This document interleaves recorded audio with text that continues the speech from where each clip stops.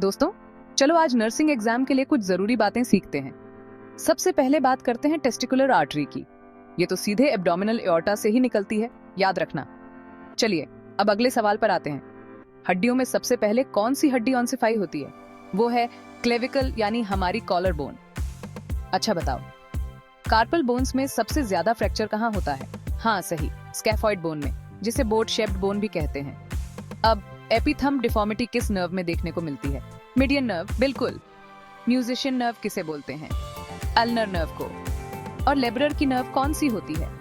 वो है median nerve. अगर स्कैपुला में विंगिंग दिखे तो समझ जाना कि लॉन्ग थोरेसिक नर्व में कुछ गड़बड़ है।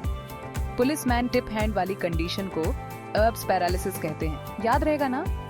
अब बात करते हैं शरीर के सबसे मजबूत लिगामेंट की। वो है इलियोफेमोरल लिगामेंट। और सबसे लंबी मसल कौन सी होती है? सार्टोरियस। चलो अब जानते हैं coronary artery bypass graft CABG में किस वेसल का इस्तेमाल करते हैं? वो है internal memory artery. Peripheral heart यानी शरीर का दूसरा दिल किसे कहते हैं? सोलस मसल को। स्टर्नल एंगल और ट्रेकिया का बाइफर्केशन T4 लेवल पर होता है, ध्यान रहे। मसल ऑन ऑफ हॉरर को क्या बोलते हैं? प्लैटिस्मा। ब्लास्टोसाइट बनता कब है?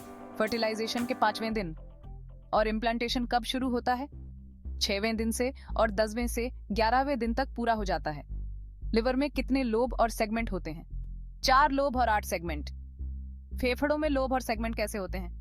याद रखना, दाएं फेफड़े में 3 लोब और 10 सेगमेंट, और बाएं फेफड़े में 2 लोब और 9 सेगमेंट होते हैं। इसोफेगस का सबसे संकरा हिस्सा कहाँ होता है?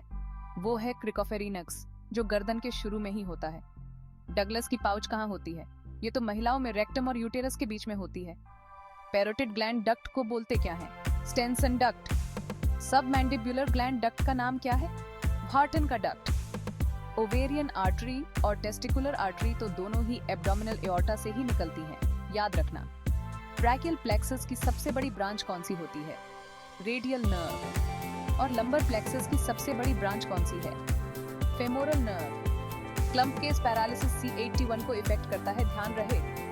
अम्बिलिकल कैनाल कितनी लंबी होती है? 4 सेंटीमीटर। सिस्टर्ना काइली कहाँ होता है? ये तो पेट में होता है। और पेरिनियम की नर्व सप्लाई कौन सी होती है?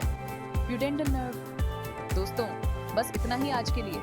ये सब बातें आपकी नर्सिंग एग्जाम के लिए काफी मददगार होंगी। आप सबको ढेर सारी शुभकामनाएं। अगले वीडियो में फिर मिलते हैं। धन्यवाद।